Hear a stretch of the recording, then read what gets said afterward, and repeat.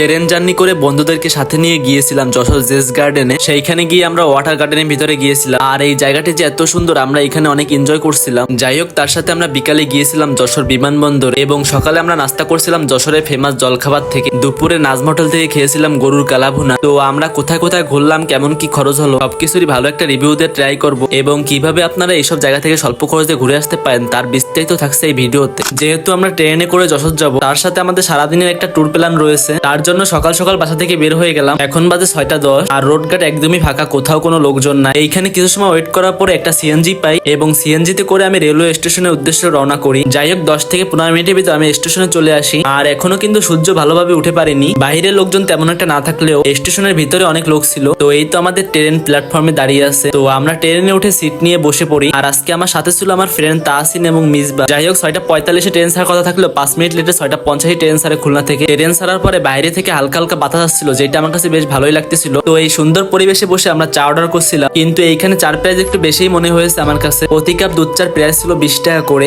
যেটা স্বাদও তেমন একটা বেশি ভালো ছিল না। আর আমাদের খুলনা থেকে যশোর যাওয়ার ট্রেন ভাড়া ছিল জনপ্রতি 70 টাকা করে। যাই হোক, ট্রেনে চড়তে আমার বেশ ভালোই লাগে, বিশেষ করে বাইরের দৃশ্যগুলো বেশি ভালো লাগে। তো আমি এই সুন্দর দৃশ্য দেখতে দেখতে যাচ্ছিলাম। তো আমরা 1 ঘন্টা 20 মিনিটের ভিতরে যশোরে চলে আসি এন্ড এইখানে এসে আমরা একটু স্টেশনে ঘোরাঘুরি করি। যাই হোক, এখন আমরা যাবো সকালে নাস্তা করতে যশোরের ফেমাস জলখাবারে। আপনারা যারা যশোরে ঘুরতে আসতে চান এবং সকালে নাস্তা করতে চান, তাহারা এখান থেকে নাস্তা করে দেখতে পারেন। জলখাবারের লোকেশন হচ্ছে প্যারিস রোডের সামনে যে কালেক্টর ভবনটি আছে, কালেক্টর ভবনের মেইন গেটের সামনে আপনারা পেয়ে যাবেন জলখাবারের হোটেলটি। যাই হোক, এইখানে তারা একটা প্লেটার সেল করে লুচি, আলুর দম, চাটনি, মিষ্টি এই সবকিছু দিয়ে একটা সুন্দর প্লেটার তৈরি করে দেন। এইটার প্রাইস নেই মাত্র 60 টাকা। এইখানে খাবারটি আমার আগেও ট্রাই করা আছে, খাবারের স্বাদটি অনেক সুন্দর। আপনারা চাইলে একবার এইখান থেকে নাস্তা করে দেখতে পারেন, আশা করি আপনাদের ভালো লাগবে। যাই হোক, সেইখান থেকে আমরা গিয়েছিলাম কালেক্টর ভবনের ভিতরে। আর এই ভবনটি যে এত সুন্দর আর অনেক বড়, এইটি সম্ভবত ব্রিটিশ আমলের তৈরি। এই ভবনের একটা কর্নারে দেখতেছিলাম অনেক পুরাতন গাড়ি রয়েছে।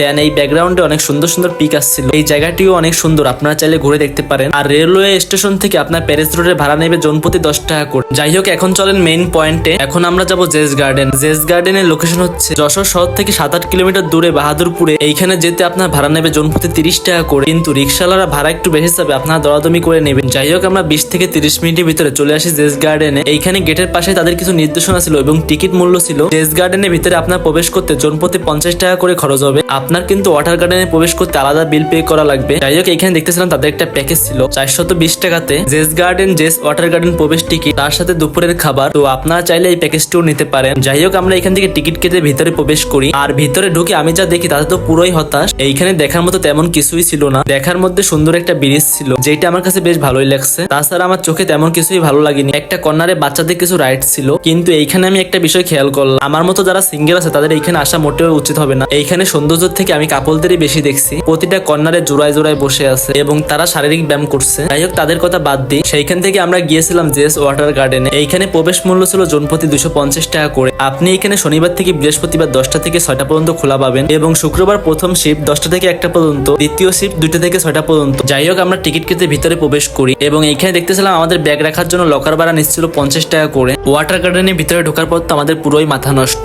এইখানে যে এত সুন্দর ভিউ, আমরা মূলত এইটার জন্য এইখানে এসেছি। এই রিসোর্টের বেস্ট পার্টি এইটি, সবাই হয়তো এইটার জন্য এইখানে আসে। ও আপনারা এখানে আসলে মোট 3টি সুইমিং পুল পেয়ে যাবেন আর প্রতিটা পুলই অনেক সুন্দর ছিল। আমার কাছে তো বেশ দারুণই লাগছে। আপনি ওয়াটার গার্ডেনের ডান পাশে 2টা পুল পেয়ে যাবেন, যেগুলো সাইজ একটু ছোট ছিল বাট অনেক সুন্দর। আর বাম পাশে বড় সড়ো একটা পুল পেয়ে যাবেন, যেটার পানির গভীরতা একটু বেশি। এই কর্নারটিও আমার কাছে অনেক সুন্দর লাগছে, অনেক সুন্দর সুন্দর ডিজাইন করা ছিল এইখানে। দেন এইখানে অনেক সুন্দর সুন্দর পিক আসতেছিল। আপনারা যদি কখনো এখানে আসেন তাহলে এই ব্যাকগ্রাউন্ডে রেখে পিক তুলে দেখতে পারেন। যাই হোক, এখানে আপনি 2টা বড় বড় স্লাইড পেয়ে যাবেন। আমি স্লাইডে তেমন একটা মজা পাচ্ছিলাম না, তার জন্য উপর দিয়ে লাফ দিছিলাম, বাঙালি বলে কথা। এইদিকে আমি মোবাইল নিয়ে পানির নিচে ডুব দিই আর দেখেন উপরের থেকে নিচে আরো কত বেশি সুন্দর লাগছে। পানিটি অনেক পরিষ্কার ছিল। যাই হোক, এইখানে ঘুরে আমি অনেক মজা পাইছি। আমার কাছে মনে হয়েছে একদমই পয়সা উসুল। তো আপনারা চাইলে এখান থেকে এসে ঘুরে যেতে পারেন। যাই হোক, সেইখান থেকে আমরা চলে যাই যশোর শহরে নাজমা হোটেলের কালাভুনা খাওয়ার জন্য। যশোর MK রোডের সামনে আসলে আপনারা নাজমা হোটেলটি পেয়ে যাবেন। এমন শুরু একটা গলি দিয়ে ভিতরে ঢুকতে হবে। আপনার সাইনবোর্ডের মাধ্যমে লেখা আছে, আপনার চিনতে অসুবিধা হবে না। যাই হোক, এই তো আমরা রেস্টুরেন্টে চলে আসি। আর এইখানে যে এত পরিমাণে ক্রাউড ছিল, কোথাও একটু দাঁড়ানোর জায়গা ছিল না। তো এই ছিল নাজমা হোটেলের বিখ্যাত কালাভুনা, দেখতেই কতটা লোভনীয় লাগছে। তো আমরা এখান থেকে অর্ডার করছিলাম রেগুলার কালাভুনার প্লেটার 3টি,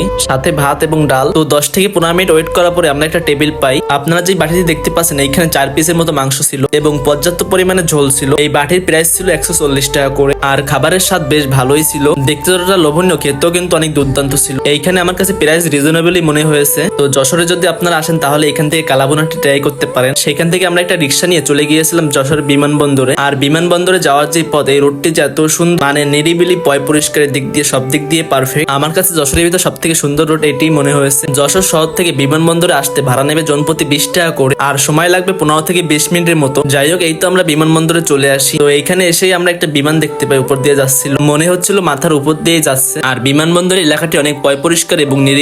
যাই হোক, সেইখান থেকে আমরা চলে যাই রেলওয়ে স্টেশনে এবং এইখান থেকে খুলনাতে ব্যাক করি। তো এই ছিল আমাদের যশোর সারাদিনের ট্যুর। ভিডিওটি কেমন লাগছে তা কমেন্ট করে জানাবেন। Thanks for watching my video. দেখা হবে নতুন কোনো ভিডিওতে। এই পর্যন্ত সবাই ভালো থাকবেন। আল্লাহ হাফেজ।